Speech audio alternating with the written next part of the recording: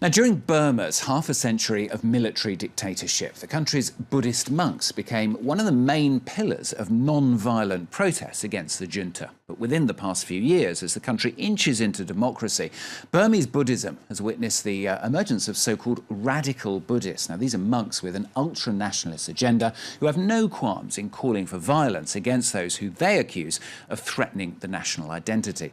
Well, as the ongoing military operations push over 400,000 Muslim Rohingyas out of Burma, France 24's Clovis Casali takes a closer look in Focus today at the ultranationalists.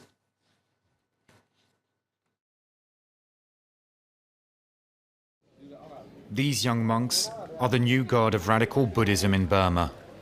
Their school is linked to Mabata, an influential movement known for its ultra-nationalist stance and anti-Islam rhetoric. Banned by religious authorities, it remains powerful across the country and claims to have 10 million members.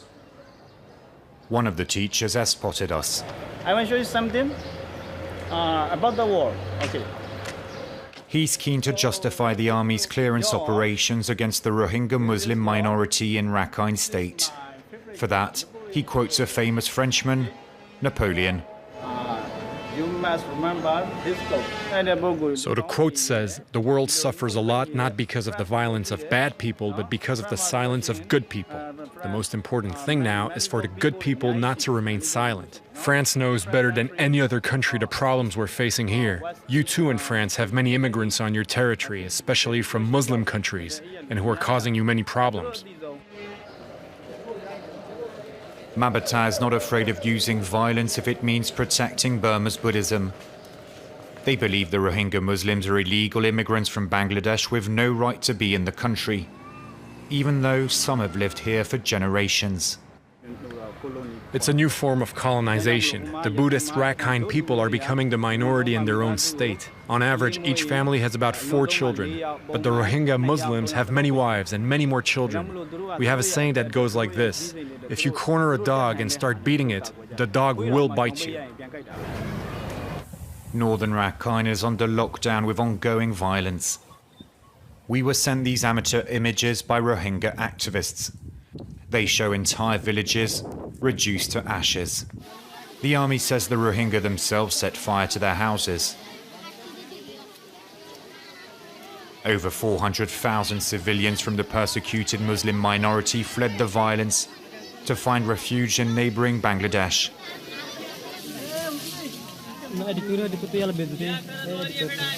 Most of the Burmese support the army that claims it's simply cracking down on terrorists. This man firmly believes troops are doing nothing wrong. Accused of encouraging hate speech against the Rohingya, he was chief editor of Mabata's newspaper until it was banned by authorities. We would criticize objectively the Rohingya, the Bengali terrorists. We also spoke loud and clear about the weakness of our government and parliament. And I guess they probably didn't like that very much. He wrote 3 letters to Aung San Suu Kyi and never got a reply. He has little respect for Burma's de facto leader. As we film his office and he's off camera, he reveals the strong ties between ultra-nationalists and the army.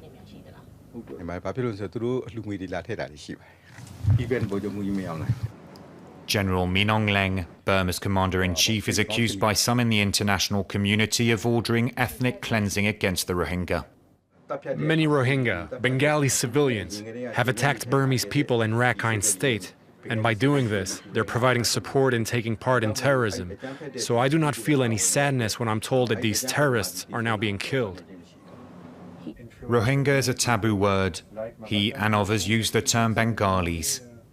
They call for them to leave the country in all of the rallies staged by a controversial figure, Uviratu. His opponents call him the Buddhist Osama bin Laden. Religious authorities banned him from addressing crowds after his speeches were seen as inciting violence. But it didn't prevent him from gathering his supporters when the Rohingya crisis began. Just like the army, he called for a state of emergency in Rakhine.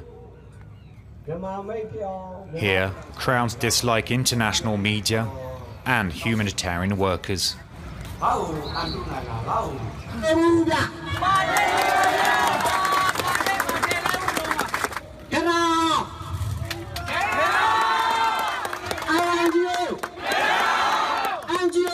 are convinced foreigners and NGOs have a pro-Muslim bias that threatens the Buddhist nation.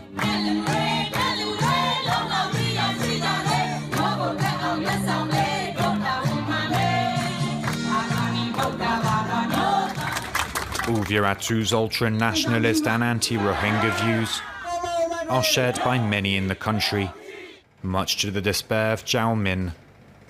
This Rohingya politician has in his office pictures of Aung San Suu Kyi's father, who was Burma's independence hero. Jao Min was once a close ally of the Nobel laureate, and he spent 7 years behind bars when the two dared to openly oppose the military junta. He's been struggling to sleep in recent weeks and carefully chooses his words when talking about the suffering of his Rohingya brothers. He doesn't understand Aung San Suu Kyi's attitude. Why should he not know what's happening in a part of the country? I think she knows well. We don't see any better future unless there is some change in the policy of Myanmar government or international community came to rescue this Rohingya community. Buddhist extremists are said to be taking part in the violence, helping security forces with the crackdown. Aung San Suu Kyi has refused to condemn the army that retains large powers in Burma. The de facto leader had promised to defend minorities. The Rohingya are bitterly disappointed in the lady who they once believed in.